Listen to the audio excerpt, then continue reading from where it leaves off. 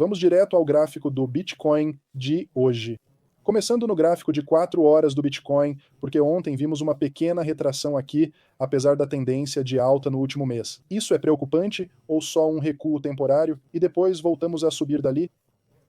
Neste vídeo, compartilho minha análise e o que observo nos gráficos para entender melhor o que acontece nos mercados. Primeiro, quero olhar a retração de Fibonacci que fiz.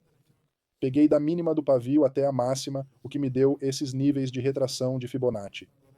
Como vê, hoje caímos abaixo do nível 0,236 de Fibonacci, em 96,2 mil dólares para o Bitcoin.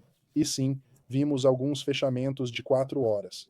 O que também estou de olho é, na verdade, esse período de um dia, porque, por exemplo, desde que nos mantenhamos acima desse nível de Fibonacci de 0,236 no gráfico diário, então tudo deve ficar bem, mesmo no curto prazo.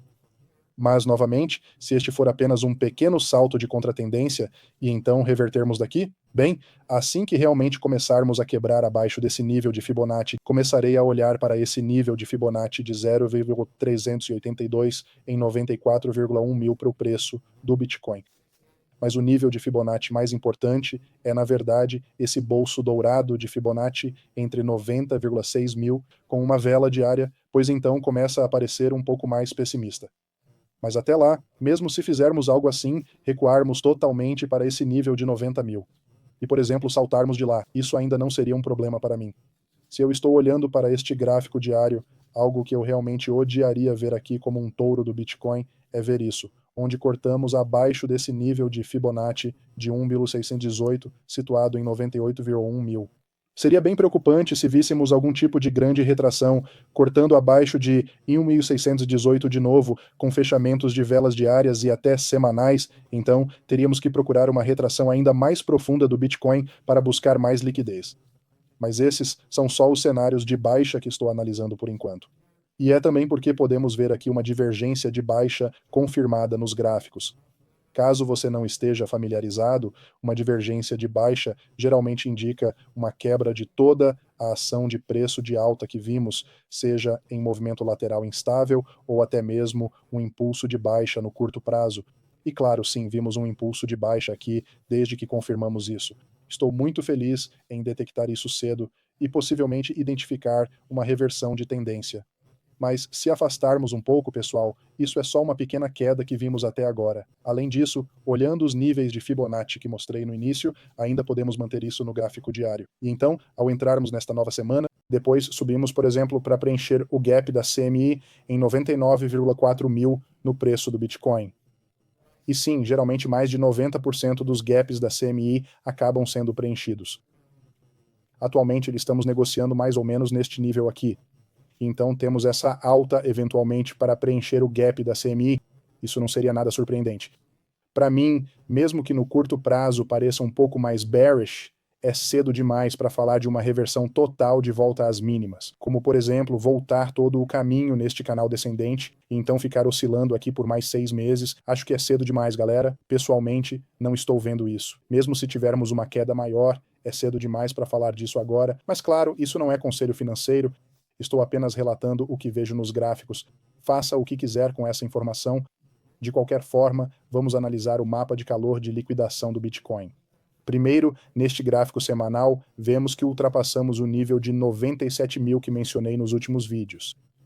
Era um grande bolsão de liquidez, cerca de 300 milhões de dólares em posições compradas de Bitcoin.